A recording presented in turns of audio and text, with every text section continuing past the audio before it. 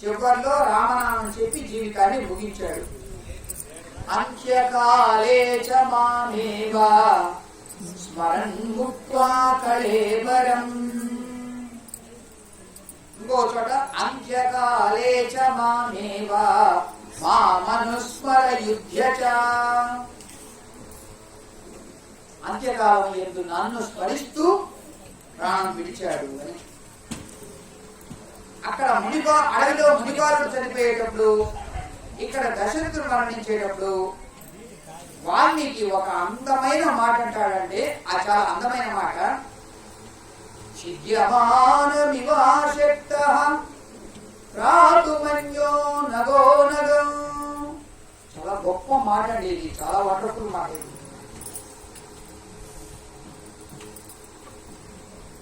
రాజు దగ్గర ఉన్నారు వీళ్ళు, ఆయనేమో పోతా ఉన్నాడు. ఏం చేయగలిగాడు వీళ్ళు? ప్రాణులందరూ కూడా, సుమంతుడు కూడా ఏమీ చేయలేకపోయాడు. ఇది దశరథుడి విషయంలోనే కాదు, మన అందరి విషయంలోనూ ఇది సత్యము.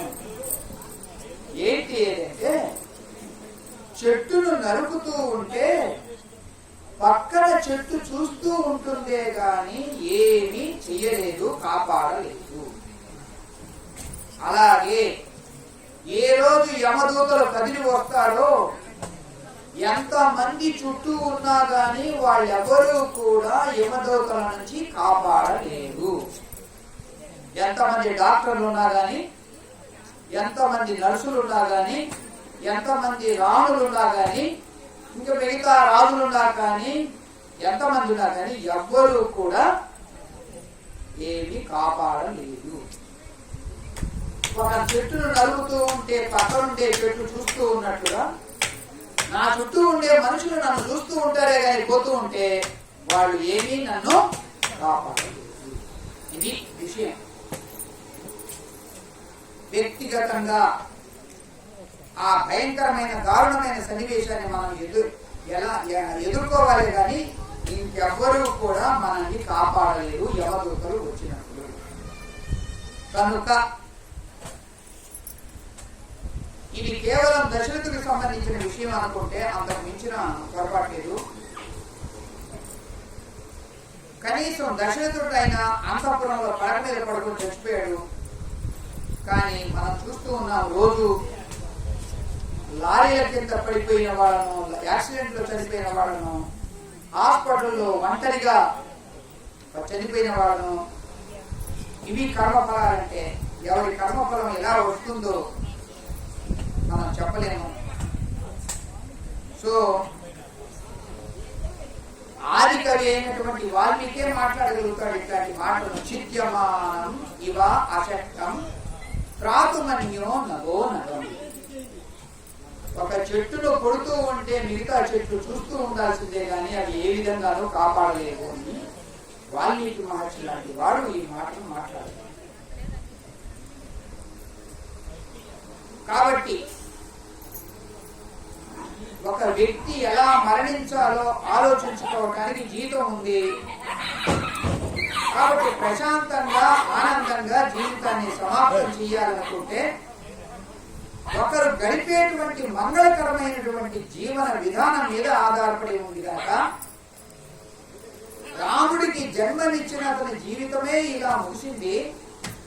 సామాన్యులమైన మనం దీన్ని ఒక ఆధారంగా తీసుకొని, దీన్ని ఒక ఉదాహరణగా తీసుకుని కర్మఫలాలు ఎవరెవరికి ఎప్పుడు ఎలా వస్తాయో దశరథుడికి అలా ఉన్నాయి. మనకు గత జన్మలో ఏమేం చేశామో అలా అవి తొంగి తొంగి చూసినప్పుడు మనం ఎలా నిస్సహాయమైపోతామో కనుక సర్వావస్థల యందు భగవంతుడిని హృదయంలో పెట్టుకుని జీవించాలి అని అక్కడ వాల్మీకి మహర్షి బోధిస్తున్నాడు. అందరూ వచ్చి ఉదయం చూస్తారు, చనిపోయాడని ఏడుస్తూ కూర్చుంటారు. ఏం చేయాలి? అందరూ వచ్చారు, ఏం చేయాలో అర్థం కాదు. అప్పుడు చివరిలో వశిష్ఠుడు, రాముడేమో అరణ్యంలో ఉంటాడు, భరతుడేమో మేనమామగారైనటువంటి అభాజిత్తు రాజ్యంలో ఉంటాడు. శత్రుఘ్నుడు భరతుడి వద్ద, లక్ష్మణుడు రాముడి వద్ద. నలుగురు కొడుకులుంటే ఎవ్వరూ లేరు, చనిపోయారు. నలుగురుంటే ఒక్కడు లేరు, మనకు ఒక్కడు ఎక్కడో అమెరికాలో ఉంటే మన గతి ఏంటి అంటే నీ గురించి కాదు, మా ఊర్లో ఇట్లా జరుగుతాం. మీ ఊర్లో అందరూ మంచి పిల్లలే బాగా వస్తారు. నలుగురుంటే నలుగురు నాలుగు దిక్కుల్లో ఉంటే మనకు ఒక్కడు అమెరికాలో ఉంటే మన గతి ఏంటి?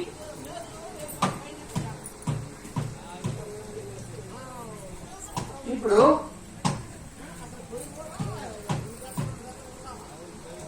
ఏం చేయాలో అర్థం కావట్లేదు. ముందు శవం చెడిపోకూడదు కనుక దీన్ని తైల ద్రోణిలో పెడదాము అని ప్రత్యేక తైల ద్రోణిని తయారు చేసి ఈ శవాన్ని దానిలో ముంచి ఉంచుతారు. ఇప్పుడు అందరూ కలిసి వశిష్ఠుడిని అడిగారు. తండ్రి మరణిస్తే ఒక్క పుత్రుడు కూడా దగ్గర లేదు. అయ్యా, ఈ రాజ్యానికి ఎవరు నియమించాలో మీరే నిర్ణయించాలి గురువులు కనుక అని అడుగుతాడు. అప్పుడు వశిష్ఠుడు అంటాడు, నేను నిర్ణయించేదేముంది, దశరథుడే నిర్ణయించాడు, అందుకని కదా రాముడు అరణ్యానికి వెళ్ళింది, భరతుడిని పిలిపించడమే మార్గము అని చెప్పి మంచి చారులను పిలిపించి మీరు వెళ్ళండి, ఏం జరిగిందో మాత్రం